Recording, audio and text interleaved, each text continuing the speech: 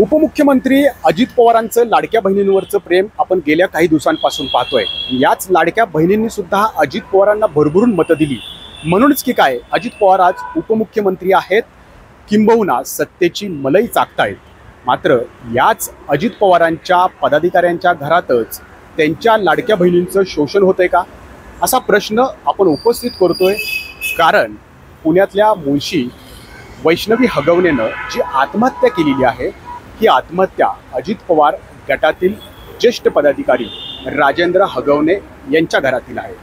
वैष्णवी ही राजेंद्र हगवणे यांची धाकटी सून आहे आणि तिचा हुंड्यासाठी अमानुष छळ करण्यात आला आणि त्यातूनच तिनं गळफास घेऊन आत्महत्या केली।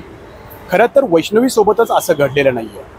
वैष्णवीपेक्षा एक मोठी सून होती आणि तिनं सुद्धा नोव्हेंबर 2024 मध्ये राजेंद्र हगवणे आणि त्यांच्या कुटुंबियावरती असाच छळ केल्याची तक्रार जी आहे ती दाखल केली। पोलीस स्टेशनमध्ये गुन्हा सुद्धा दाखल केला।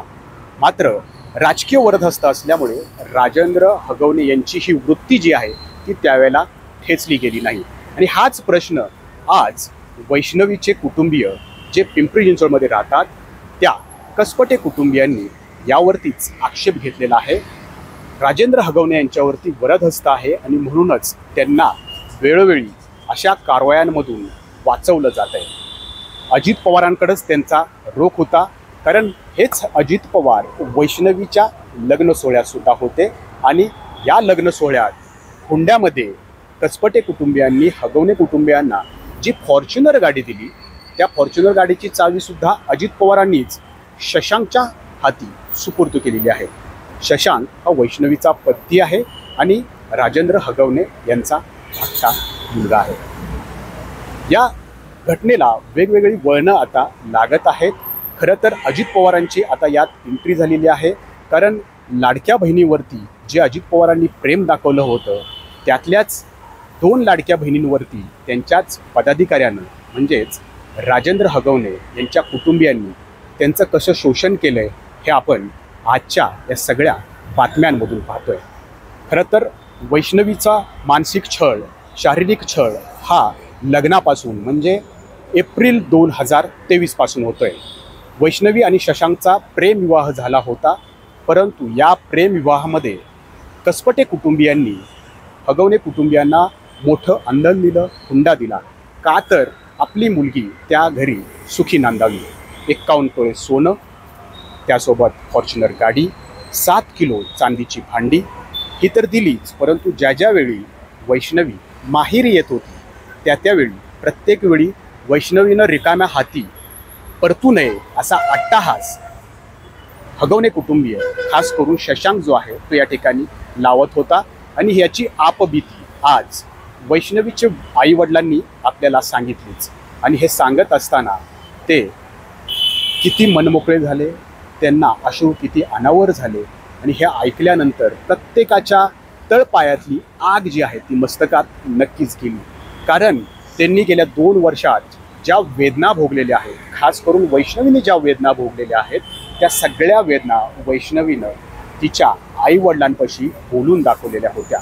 इतकंच काय तर तिच्या मैत्रिणीला सुद्धा तिनं जे चॅटिंग केलं त्या चॅटिंगमध्ये काही ऑडिओ क्लिप पाठवल्या आणि याच ऑडिओ क्लिपमध्ये वैष्णवीनं किती वेदना सहन केल्या, किती हगवणे कुटुंबियांचा त्रास भोगला हे सगळं त्यामध्ये सांगितलं। आणि हेच सांगताना तिनं स्पष्ट केलं की माझी आयुष्यातली सर्वात मोठी चूक आहे ती म्हणजे मी शशांकसोबत प्रेमविवाह केला, कुटुंबियांचा विरोध असताना सुद्धा, आणि आता मी या शशांकसोबत घटस्फोट घेणार आहे असं सुद्धा तिनं मैत्रिणीशी बोलताना स्पष्ट केलं होतं।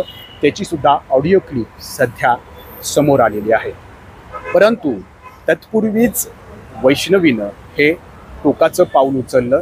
का उचललं हे आपण गेल्या 2 दिवसातल्या सगळ्या बातम्यांमधून पाहतोय।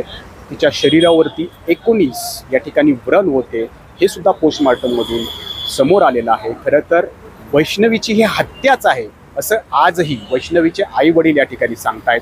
पोलिसांनी मात्र आत्महत्येस प्रवृत्त केल्याचा गुन्हा दाखल केलाय। सोबतीला हुंडाबळीचा हा सुद्धा गुन्हा आहे। परंतु केवळ वैष्णवी सोबत असं झालेलं नाहीये, तर वैष्णवी ही धाकटी सून आणि मोठ्या सुनीसोबत सुद्धा असंच या हगवणे कुटुंबियांनी केलेलं आहे.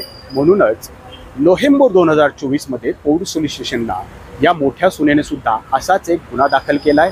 कसा तिचा शारीरिक आणि मानसिक छळ झाला हे तिनं तिच्या फिर्यादीत सुद्धा नमूद केलं होतं.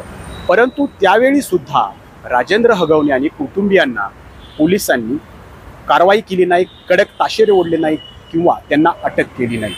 जर ही वृत्ती त्याच वेळेला ठेचली असती तर कदाचित आज वैष्णवी आपल्यात असते. परंतु वैष्णवीच्या वडिलांचं हेच म्हणणं आहे, त्यावेळेला सुद्धा जी कारवाई झाली नाही त्याचं कारण राजकीय वरद असतं. राजकीय वरद असतं आता कुणाचं आहे हे सगळं आपण जे त्यांच्या लग्नात असणारे फोटो पाहतोय. अगदी वैष्णवीच्या आईवडिलांनी अजित पवारांचंच या ठिकाणी नाव घेतलेलं आहे, कारण लग्नात ते अर्धा तास होते आणि त्यांनी त्या ठिकाणी हगवणे यांनी ही गाडी मागितली तर नाही ना असाही प्रश्न त्या ठिकाणी उपस्थित केला होता.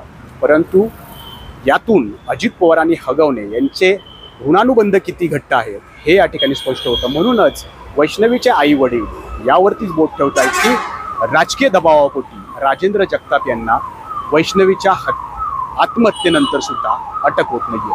5 दिवस उलटून गेलेले आहेत. राजेंद्र हगवणे आणि त्यांचा मुलगा अद्यापही फरार आहे. खरं तर हगवणे कुटुंबियांची ही एक वृत्ती आहे जी आपल्या सुनांना मानसिक छळ, शारीरिक छळ देण्याची, कारण ते गेल्या अनेक वर्षापासून हेच करत आलेले आहेत. आणि दोन्ही ज्या सुना आहेत त्यांनी यावरती आवाज उठवला. वैष्णवीला मात्र उशीर झाला. मोठी सून आता तिच्या घरीच या ठिकाणी राहिलेली आहे आणि वैष्णवीनं मात्र या जगाचा निरोप घेतलेला आहे. अशातच आता अजित पवारांचा एक फोटो आला. अजित पवारांनीच वैष्णवीच्या लग्नामध्ये जो हुंडा दिला होता त्या हुंड्यात फॉर्च्युनर गाडी दिली होती आणि याच फॉर्च्युनर गाडीची चावी अजित पवारांनीच शशांकच्या हाती दिली. खरं तर अजित पवारांनी त्यावेळेला प्रश्नही उपस्थित केला की हगवणेंनी ही गाडी मागितली का. खरं तर यामागं त्यावेळेला एक हास्यकल्लोळ झाला. मात्र पुढं जाऊन असं काही घडलं याचा अजित पवारांनी सुद्धा विचार केला नसावा. मात्र आज हुंड्यातलीच गाडीची चावी अजित पवारांनी दिल्याचा फोटो आल्यामुळे अजित पवारांचा सुद्धा हुंड्या प्रथेला पाठिंबा आहे का असा प्रश्न या निमित्तानं उपस्थित झालेला आहे. आता जर ज्या लाडक्या बहिणींच्या बळावर, मतांवर अजित पवार सत्तेत आलेत, सत्तेची मलई चाखतायत, त्यांना हे दाखवून द्यायचं असेल की माझ्या पदाधिकाऱ्यांनी लाडक्या बहिणींवरती जो अन्याय केला आहे, जे त्यांचं शोषण केलं आहे त्याला त्यांचा पाठिंबा नाही आहे, तर तातडीनं राजेंद्र हगवणे यांना अटक करण्याचे आदेश अजित पवारांनी द्यायला हवेत. परंतु अजित पवार हे आदेश देणार का? राजेंद्र हगवणे यांना अटक होणार का? हा खरा प्रश्न आहे. एबीपी माझा, उघडा डोळे बघा नीट.